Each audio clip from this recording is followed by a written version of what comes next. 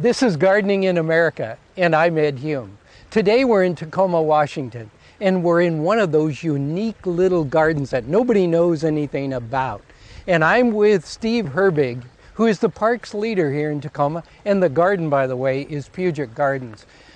Steve, where is Puget Gardens located? It's in Tacoma, off Russin Way on Alder Street. This is such a unique garden, and I'm surprised that a lot of people don't know about it, but it's kind of tucked away in a little ravine, isn't it? Right, it is hidden. People up in the neighborhood surrounding the park know about it.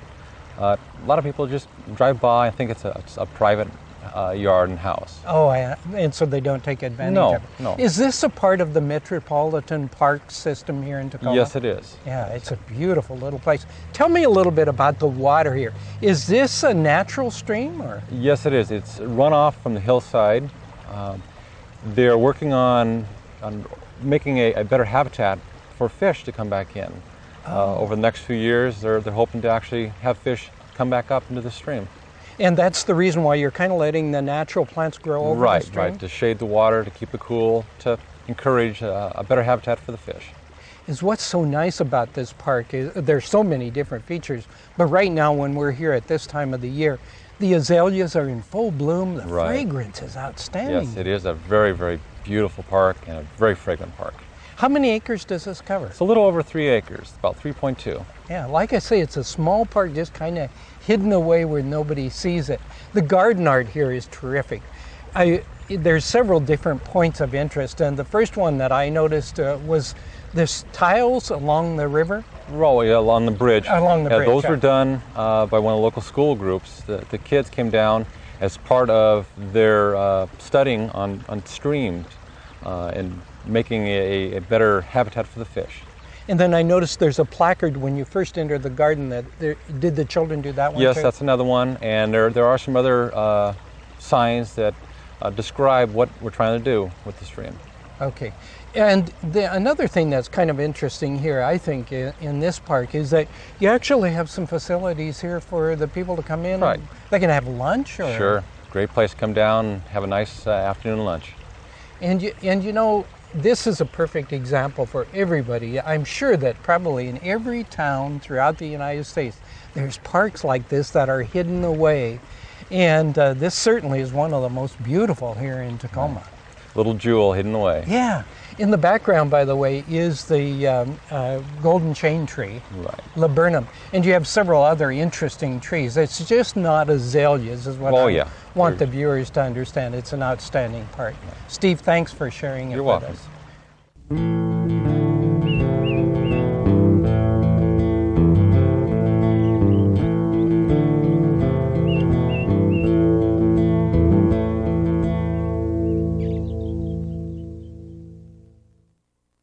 This is a great time of the year to plant out the pumpkins and the cucumbers and the squash. So let's talk first a little bit about the varieties. This is the little Jacoby little one, pumpkin, really small, great. It's used for decorative purposes a lot, but it's a good one to eat as well. And this is the small sugar pumpkin, which is another great variety for eating. In fact, one of the most popular. And then Dill's Atlantic Giant is the huge one. That holds the world's record, in fact. And then the jack-o'-lantern is probably the most popular as far as the children are concerned. They can write their names on it, or when they harvest them in the fall, of course, cut them up. And in cucumbers, this is my wife's favorite. Myrna just loves this lemon cucumber. It's a great, very sweet cucumber. This is a Marketmore 76, which is probably one of the most popular of the slicing type cucumbers. This is a great one, of course, SMR 58 for pickling purposes. And this is an All-American winner of a couple years ago. It's called Fanfare Hybrid, and it's a slicer. Now, let's also talk a little bit quickly about squash. This is Jackpot Hybrid variety of zucchini squash, and this is the old black beauty bush variety. This is the yellow one, and anyone that's allergic to zucchinis, this yellow one is supposed to be non-allergenic. And this is the new small round zucchini, which is kind of a different shape, and it has some great cooking capabilities. And of course, in the summer squash, there's the crickneck bush, there's the vegetable spaghetti, there's also the scallop varieties. This happens to be the white one. And then if you go into the winter varieties, there's the Blue Hubbard, and then here's Delicate. And this is a variety called Sweetmeat, which is very, very popular. How do you prepare the soil and how do you plant them? Really very important and very easy to do. First of all, I'm going to add a little bit of processed manure to the soil. And I'm also going to add a little bit of peat moss to the soil and then just mix it up well. And the important thing here when you're planting cucumbers or squash or pumpkins is that you mound the soil like so that you get it up higher so that it warms up quicker. And I'm trying to look for, here's a good variety. This is a slicing cucumber. And we'll just simply open the packet, and these are very easy to plant. All you need to do is cover the seeds with just a little bit of soil. And I'm going to plant about 3 seeds per hill. That's all the plants that you need. Now you can also buy the plants. The problem that I have with the plants, it seems that by the time you get them out of the containers and when with cool nights or any kind of weather at all, they seem to slow down to the point that you're just as far ahead to do it by seed. But right now, time to plant out those cucumbers, squash, and pumpkins.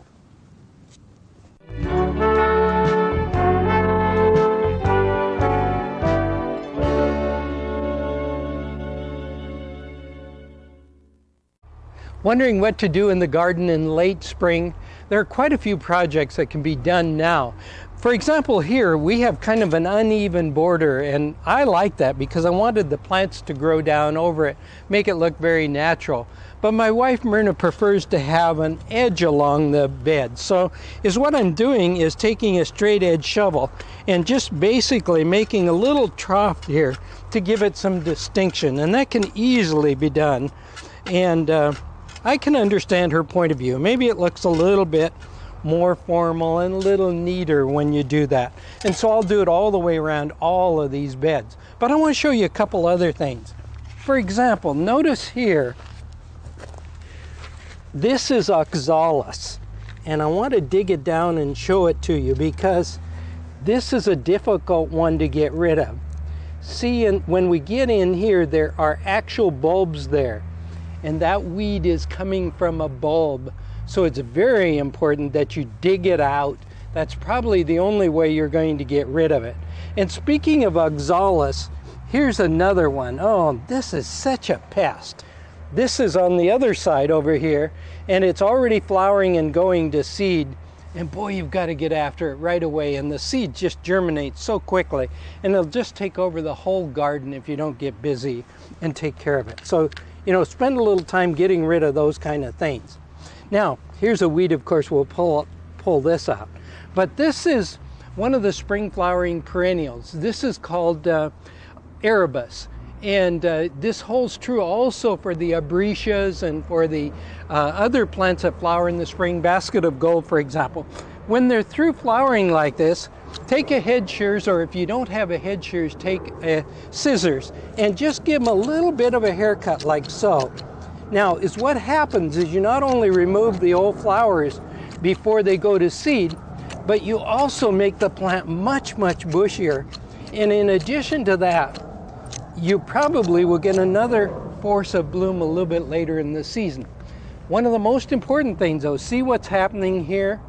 Where the plant is actually getting leggy and leaving a little bare spot. By giving it a haircut over the top, that'll help fill in that area, so it'll make it so much bushier and such a much nicer plant if you do that. Now, I realize that I talked to you about this before, but I'm going to mention it to you one more time, and that is the importance, first of all, of removing the dead flowers off of your tulips and spring flowering bulbs. And the second thing then, of course, is to take a minute and fertilize them. And this is 0-10-10 fertilizer. On the foliage is the direct route back to the bulb. And those are only a few things that can use your attention right now.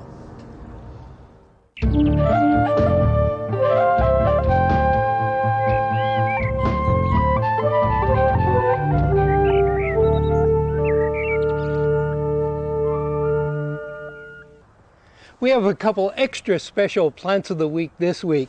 Look at the beautiful African daisies, osteospermum. They're just gorgeous and just loaded with blossom. And in fact, you'll probably notice A couple of them wintered over in my garden, and they are gorgeous. The beauty of this annual is that this is a dwarf mini pink, and it only grows about 15 to 18 inches high and loves full, hot, bright sun. And we're always looking for annuals to grow in those kind of areas, aren't we? Great cut flowers, really outstanding. And some of them, you know, have kind of interesting markings on them. For example, some are white and pink. Plant them in full sun, give them lots of organic humus in the soil, and I would feed them probably about once every 6 weeks or so with an all-purpose liquid houseplant or garden-type fertilizer. Now, also keep in mind that you want to remove the old flowers of the osteospermum or they'll go to seed. So if you keep the spent flowers picked, they'll flower for a much longer period of time. And then our second plant of the week. This is the beautiful hosta. And look at, these are only a few of the varieties that are really outstanding. This plant definitely has to be planted in the shade. But you know what is really nice about these hostas is that they'll take the coldest possible winters you can give them. In other words, they'll go way below zero and still have these beautiful foliages.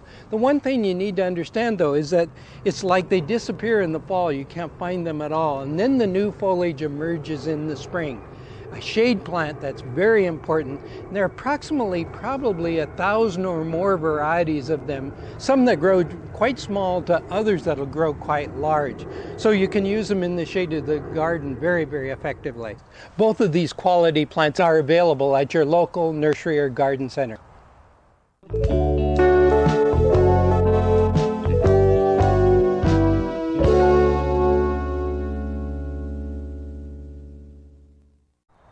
Now we're ready to do some of the preliminary planting here at the lake.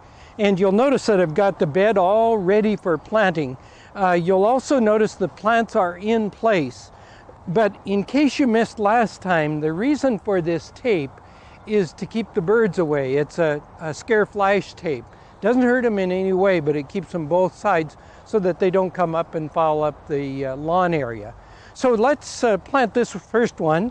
And it's a very easy process. I've already dug the planting hole, but I need to mix into the planting hole a little bit of peat moss and also some processed manure.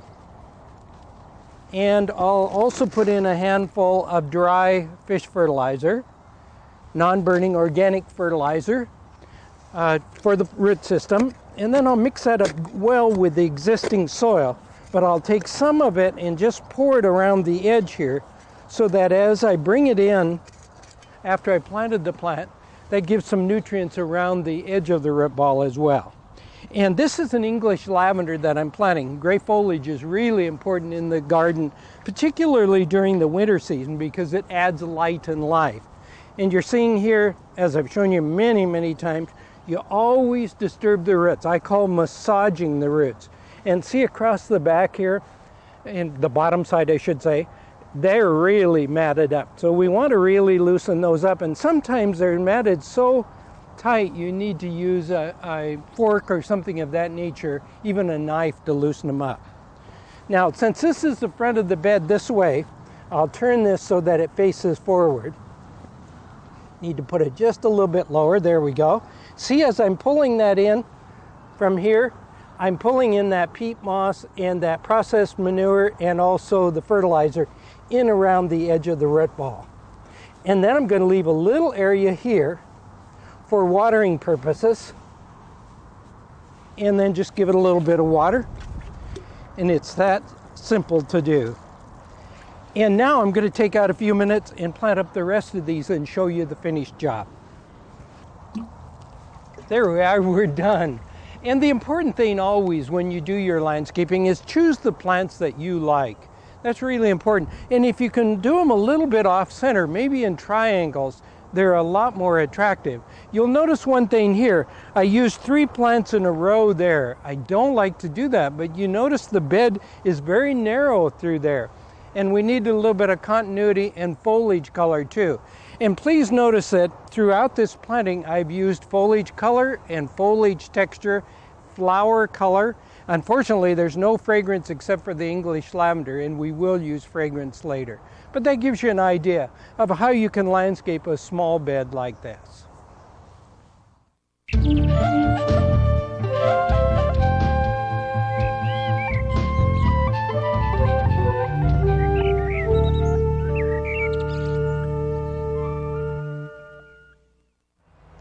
this is a great time of the year to do some spring pruning. And in this particular case, this plant is hanging out too far into the parking area. But the second thing is Myrna wants to see this rock because it is a beautiful rock. So what we'll do is to actually, first of all, take a look and see what we can get rid of that's going to expose the rock a little bit better, but at the same time is not going to bare the plant completely.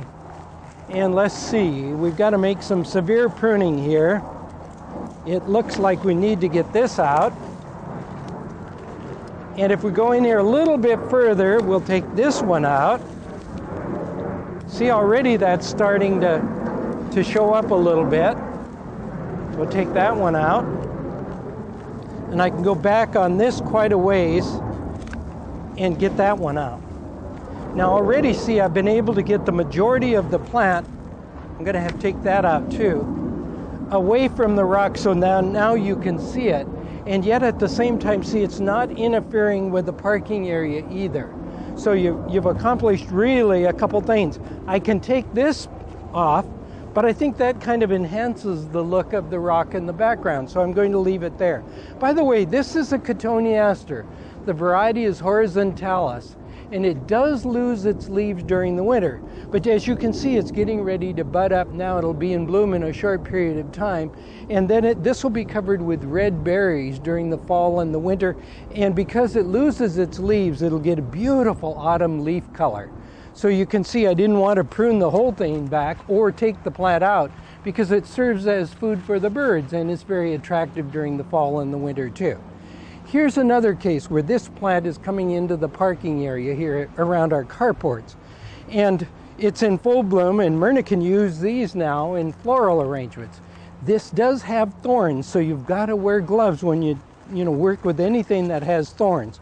And in this case, I'm using a ratchet pruner, and I'll just go in and cut some of these that are hanging way out back, out of proportion, and just cut them back so that the whole plant is in proportion. And it only takes just such a short period of time to do that.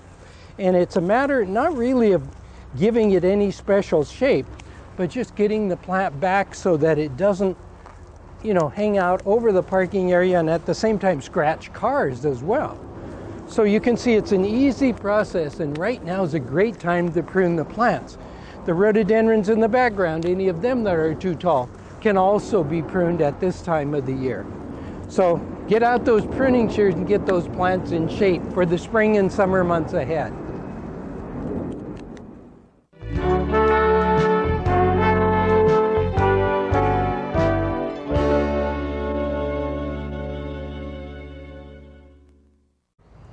Next, let's talk about fuchsias, and I'm with Tom Newbold, owner of Tom's Greenhouse. Tom, whereabouts is your business located? We're out here on South Hill off of Meridian in Puyallup, south of Puyallup.